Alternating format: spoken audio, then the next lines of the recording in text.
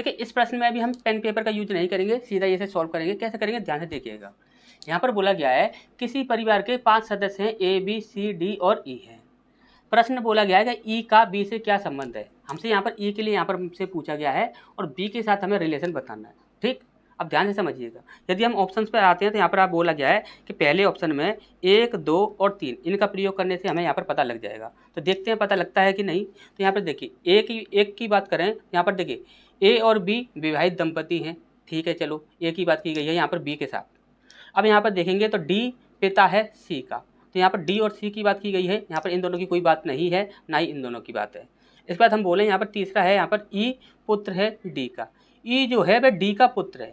ई के बारे में बात की गई है डी के साथ, और डी के साथ बात की गई है सी के साथ, और यहाँ पर बी के साथ इसके का कोई भी रिलेशन नहीं बताया जा रहा है। तो यहाँ पर ये हमारा क्या हो जाएगा, गलत हो जाएगा। अब यहाँ पर दूसरे में देखते हैं तो दूसरे में बोला गया है ए बी विवाहित दंपति हैं, यानी कि बी का रिलेशन फिर से बता दिया गया है। ठीक, इसके बाद तीसरे में हम आते हैं तो यहाँ पर बोला गया ई पुत्र है डी का।